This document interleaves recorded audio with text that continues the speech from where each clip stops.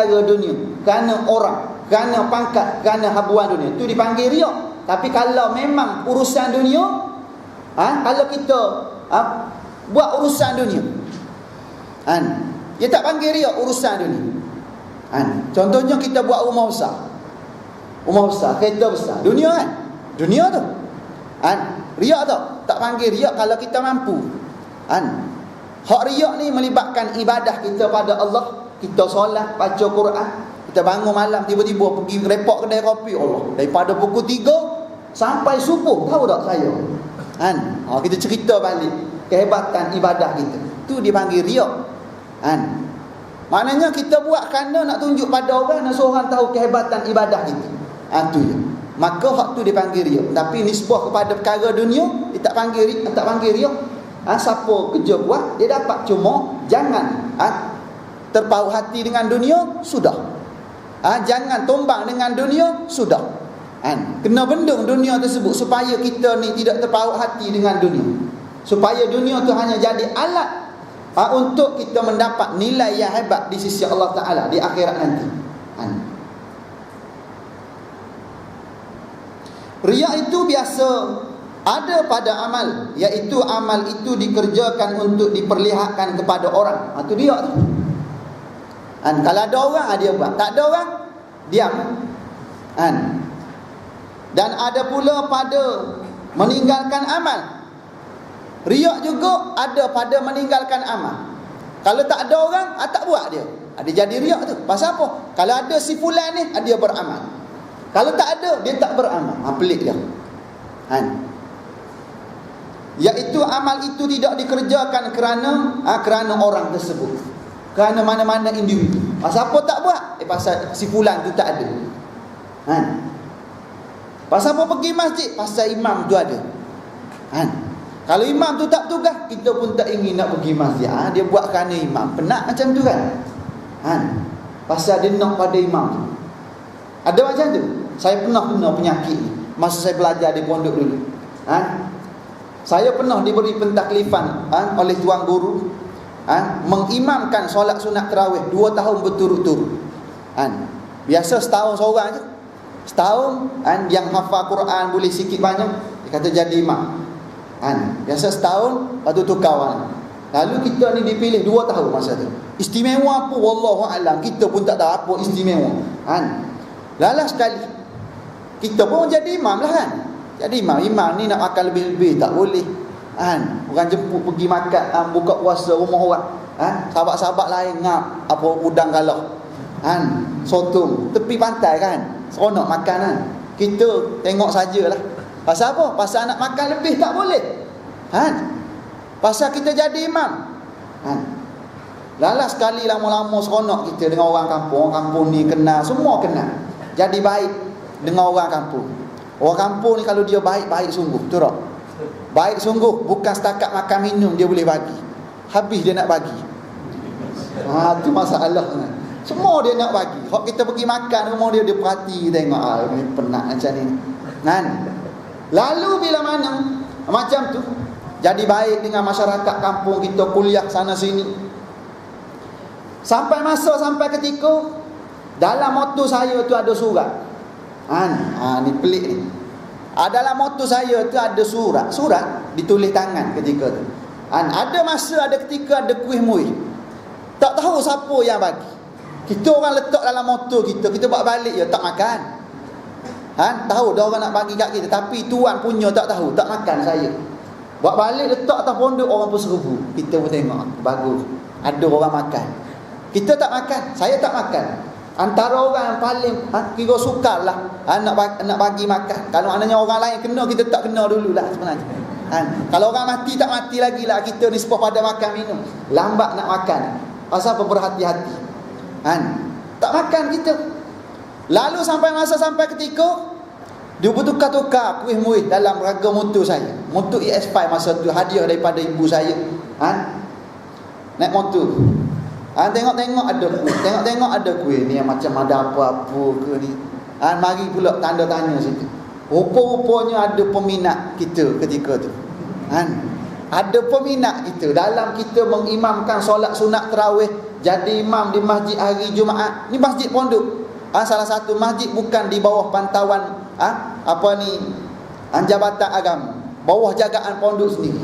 Kita boleh belasah hidup-hidup dalam khutbah. Tak ada masalah, tak ada halangan. Tapi pernah masuk surat khabar masa tu. Pusat pengajian pondok, pusat penyebaran PAS masa tu. Masa tahun saya. Satu masa tu lah. Tapi sekarang tak tahulah macam mana. Lala sekali, berulang kali macam tu, maka ada surat sekali. Tengok dicerita hasrat hati macam mana. Kata penat ni, sudahlah kata ni. Kita mula jadi pening. Bila mana ada orang ada hasrat, kata sudahlah, kita ni hafal Quran, hafal hadis, tiba-tiba mari benda macam ni jadi pening sekejap. Baca Quran pun jadi lupa dah.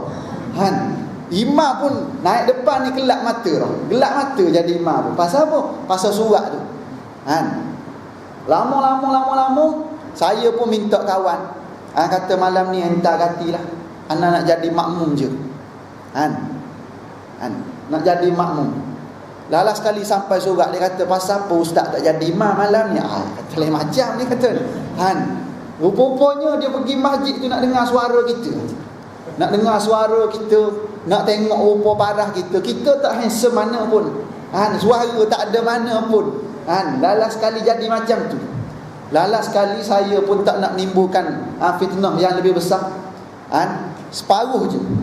Masuk 15 Ramadan, saya pergi jumpa tuan guru. Kata saya tak nak jadi imam lagi. Kata dengan sebab saya jadi imam, hafazan saya jadi lupa. Fikiran kita jadi kacau. Betul tak macam tu? Jadi kacau fikiran kita. Tuan guru kata, entah kena sabar.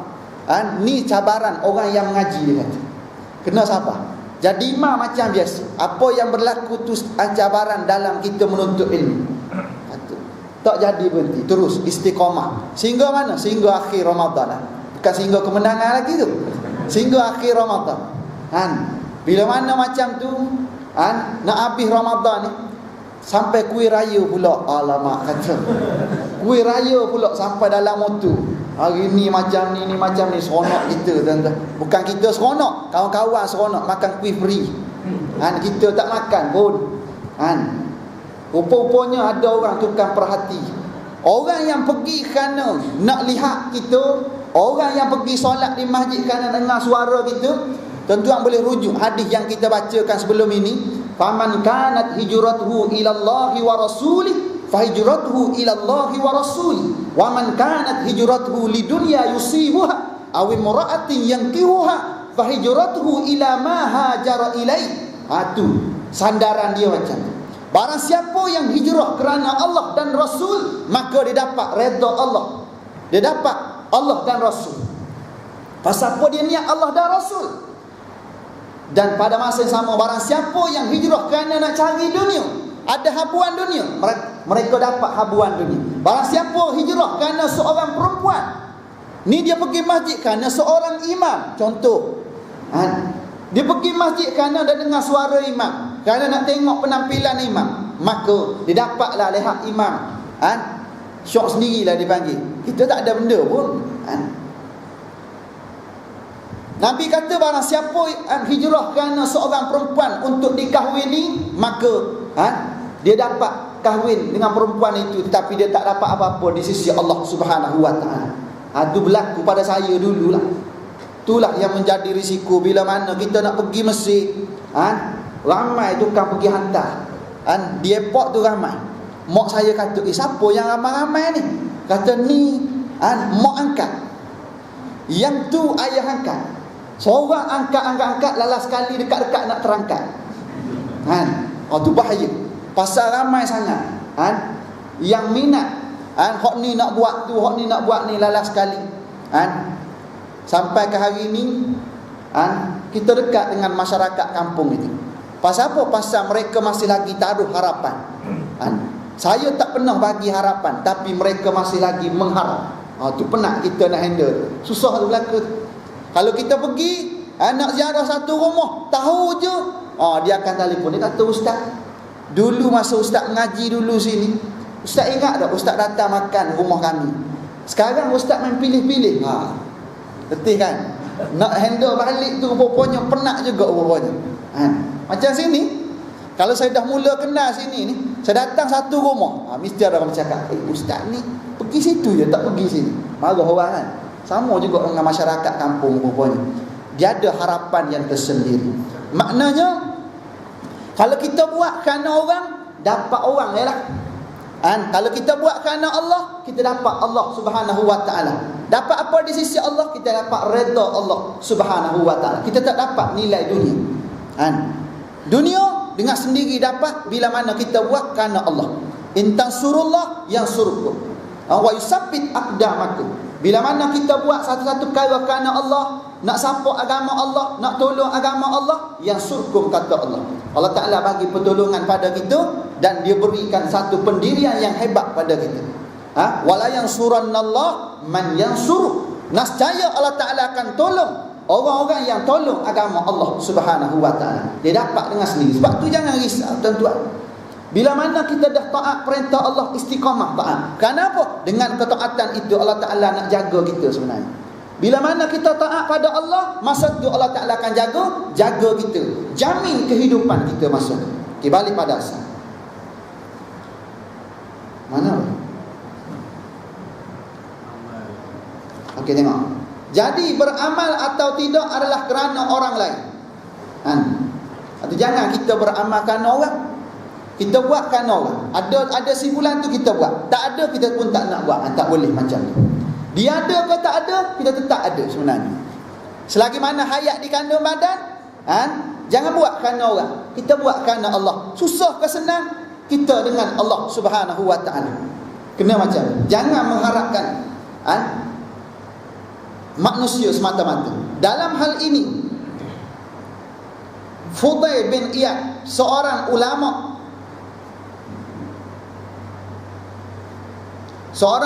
tasawuf yang wafat pada tahun 187 Hijrah, asal dari Kufah dan menetap di Mekah, telah berkata secara terus terang bahawa tarkul amal min ajlin nasi riya'un wal amalu min ajlin nasi syirkun wal ikhlasu an yu'afiyakallahu minhuma. Meninggalkan amal kerana manusia adalah riya. Kata Fudail bin Iyad, kita tinggal beramal dengan sebab takut riak tu jadi riak sendiri. Pasal apa tak pergi masjid? Kalau pergi pun riak, dia kata. Lalas sekali tak pergi. Boleh macam tu? Dia kata kalau pergi pun nak tunjuk-tunjuk pada orang, lebih baik tak pergi. Boleh macam tu? Tak pergi tu dia panggil riak. Tak pergi tu dia panggil riak. Kenapa? Kerana kita pergi tu jadi riak. Sepatutnya kita kena istiqamah, lawan lagi dan lagi, sabar. Moga-moga dengan istiqamah Allah Ta'ala bagi nilai keikhlasan pada kita.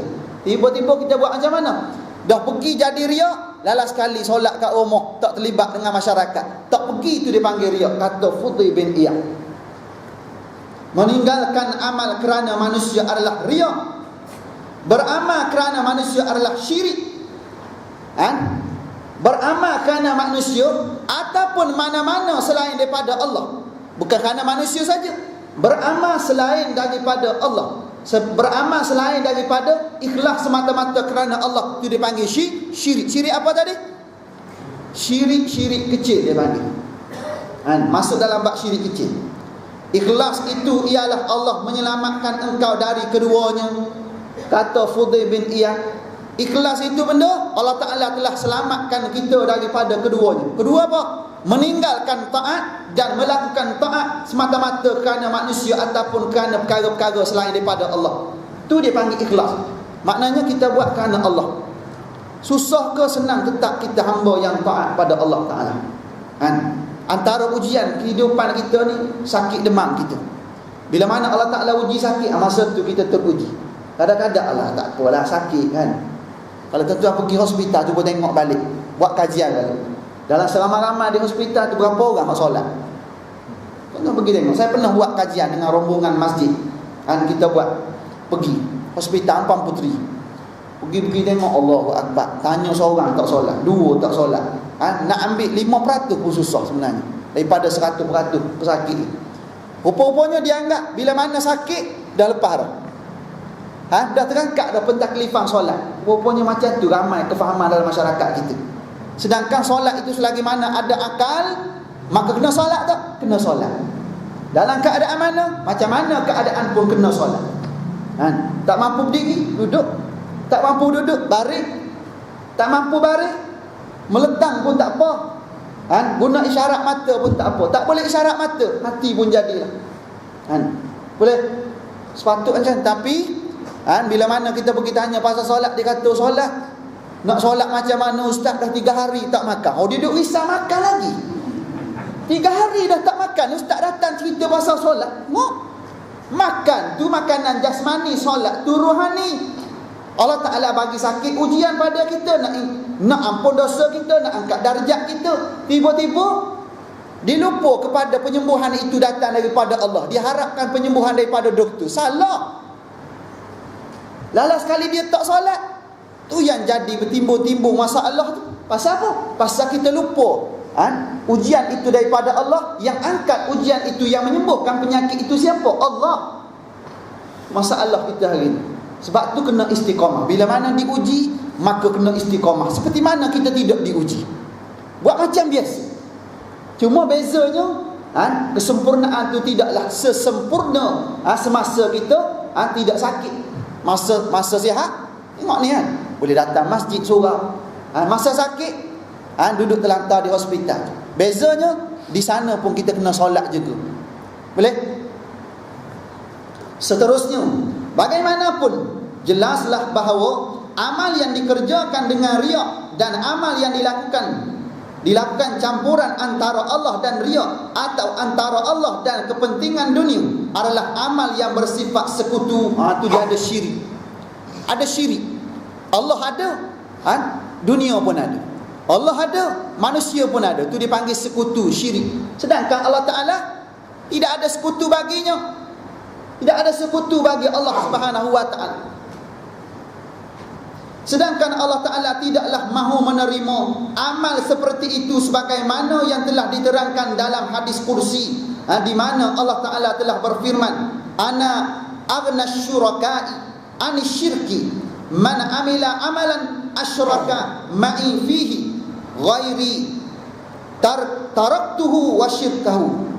Rawahu riwayatu Muslim. Aku terkaya daripada segala sekutu.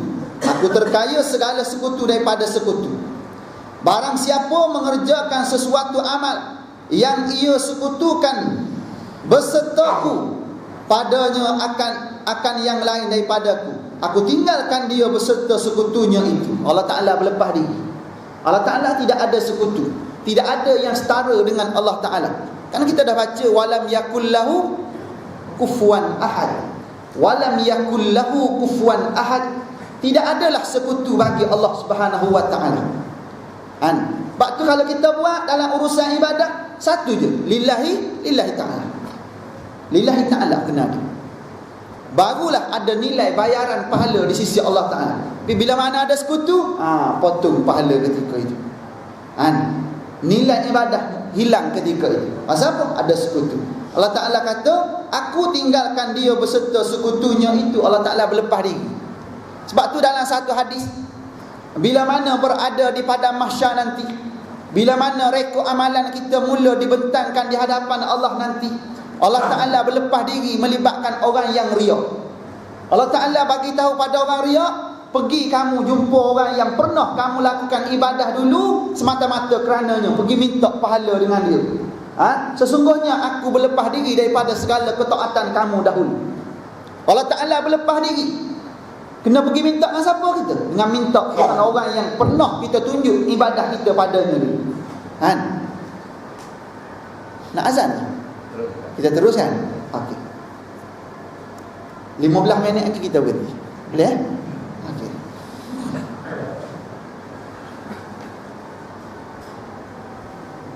Amal yang disekutukan tidaklah benar-benar merupakan amal yang ikhlas. Bila mana ada sekutu, kerana Allah pun ada, kerana nak tunjuk pada orang pun ada. Habis tu. Amal tersebut tidak ikhlas. Allah Ta'ala terima amalan yang ikhlas sahaja. Sikit banyak tu cerita lain. Penting ikhlas. Sebab tu kalau kita buat banyak tak ikhlas, tak jadi juga. Kalau kita buat sikit ikhlas, sikit tu diambil kira. Sebab tu nak istiqamah tu. Istiqamah walaupun sikit, istiqamah. Tak apa. Kan? Istiqamah 2 rakaat je sunat duha, tak apa. Tiap-tiap hari buat. Daripada 8 rakaat sekali tu je buat. Tahun depan baru nak buat lagi. Tak payah buat kan macam tu. Tapi bukan bukan tak boleh buat, tapi tu bukan caranya lah. Amal yang disekutukan tidaklah benar-benar merupakan amal yang ikhlas, kerana orang yang mengerjakan masih mengharapkan satu faedah yang berasingan selain daripada Allah Ta'ala. Dia harapkan faedah yang lain pula. Dia harapkan faedah yang lain selain daripada Allah Ta'ala, maka amalnya menjadi sia-sia. Jadi macam mana? Jadi waqadimna ila ma amilu min amal faja'alnahu haba'an manthura.